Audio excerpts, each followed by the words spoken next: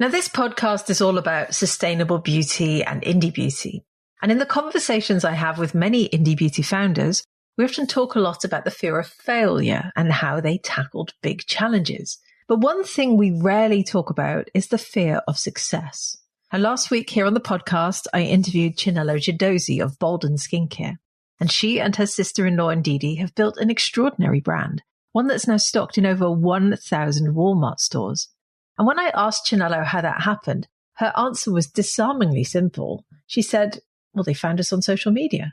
And in that moment, I thought of all the indie beauty founders who've asked me over the years, Lorraine, do I really have to put myself out there on socials?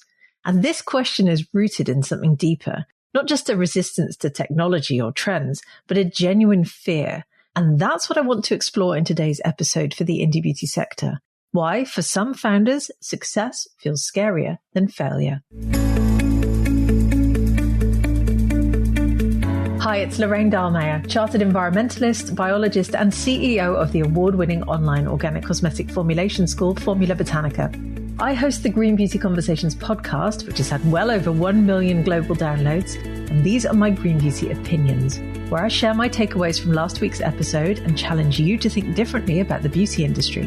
If you love hearing my thoughts on green beauty, make sure you subscribe to this podcast so you never miss an episode.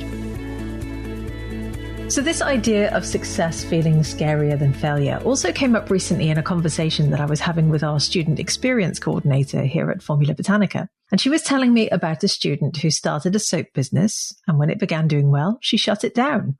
Not because it failed, but because it succeeded. And she didn't feel ready for what came next. And this is something I see often in our Formula Botanica community, students who quietly self-sabotage. They launch their brand. They don't tell us about it. We ask if we can promote them, and they're too scared to accept free promotion. I even met with one of our graduates at a student meetup in London last year, and she said, Lorraine, you're not following me back on Instagram. And I said, well, what's your Instagram account?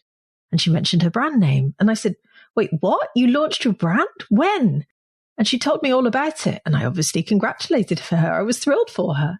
And at that point, I had to say, but how am I supposed to know that you've launched and follow you back if I don't even know it's you and you've not told us? Now, I'm not telling you this story to highlight that graduate in particular, because believe me, she is not alone in this at all. I highlight this story because I have met so many indie beauty entrepreneurs who do not feel safe with the idea of success. And very often the root of that fear is money. Now, success brings numbers. Those numbers are, they come in the form of money coming in, or decisions to make, or growth to navigate. And for many indie beauty entrepreneurs, especially women, I'm sad to say, this feels like dangerous territory. Many people have been taught to fear money, or to think that we're not good with it, and to keep ourselves small because small feels safe. And there's also the fear that more success means more responsibility, more pressure, more visibility. This is a big one. It's the feeling that if you grow, you'll be exposed possibly to criticism or to failure or to the weight of expectations. And that can feel paralyzing. And this is why I found my conversation with Chinelo so moving last week. She and her sister-in-law Ndidi co-founded their skincare brand after a light bulb moment on holiday in Florida. They were frustrated by the white cast left by conventional sunscreens, so they set out to create one that worked for melanin-rich skin. Now, they didn't come from a beauty background. They came from finance, and yet they made it work. They bootstrapped the business. They learned what they didn't know. And most powerfully of all, they made themselves visible, so that when Walmart approached them to stock their brand in over 1,000 stores, by the way, it wasn't because of a slick PR campaign or an investor pitch deck. It was because a buyer had seen them online. Social media, that thing that so many beauty founders try to avoid, had opened the door for them. Now, they showed up and it paid off, but it wasn't easy. And in our interview, Chinelo was honest about the logistics and the scale and the learning curve. And if you haven't listened to that interview yet, make sure you go and listen to last week's podcast episode. She talks about how you need systems and confidence and resilience and a willingness to keep learning. But most of all, she talks about needing a mindset that says, I deserve to be here. And you know what? They did it all without external funding. They built the business on their own terms. And that kind of clarity and courage doesn't come from spreadsheets. It comes from mindset. Now, I relate deeply to that fear of being seen because when I became CEO of Formula Botanica in 2014, I was absolutely terrified to show up on camera. I remember filming my first ever videos and feeling like I wanted to crawl out of my skin because I didn't want to be visible. I didn't want to be judged. One of my friends even called me out because the photo of me on the website had sunglasses on. You couldn't even see my eyes. That's how much I was hiding. And I resisted going live for a long time. I dreaded webinars. I didn't feel comfortable at all hosting my first one, but I did it anyway. I did it slowly and imperfectly. And the more I showed up, the more I saw results. Results for our students, results in our reach, results in the impact we could make. Formula Botanica is where it is today because I stopped hiding. And yet I still understand the fear that so many beauty founders feel, because visibility makes you feel vulnerable. When you put your face out there, your voice, your values, it feels personal. Because I suppose it is. But it's also how you build trust and community and recognition. It's how people connect to the story behind the brand. And that is often what they're buying.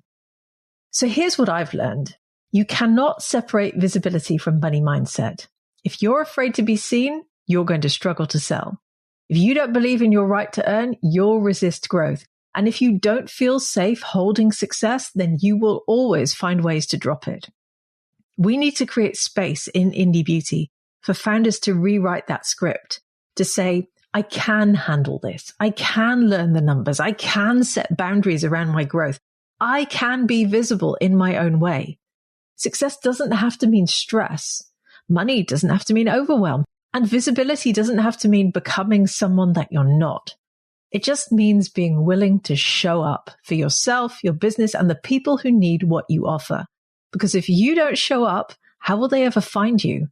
And if they never find you, how will you help them? And how will you ever know what could have been possible? So here's my challenge to you this week. If you're building a beauty brand, are you secretly playing small? Are you waiting to feel ready before you show up online? Are you telling yourself that visibility doesn't matter when deep down you're just afraid of being seen? And if you're a beauty consumer, ask yourself what kind of brands you want to support. Do you want to support the polished ones with the biggest ad spend? Or do you want to support the ones built by real people who are showing up with purpose and heart? Because when we stop equating visibility with vanity and start seeing it as courage, we create space for more honest, impactful brands to rise. And that could include yours. Thank you for listening to my Green Beauty Opinions. Remember to visit the Formula Botanica website at formulabotanica.com to try our free online formulation course. And if you haven't subscribed yet to the Green Beauty Conversations podcast, please do so right now in your favorite podcast app and leave me a 5-star review if you enjoyed these discussions. And I'll be back soon with my next episode.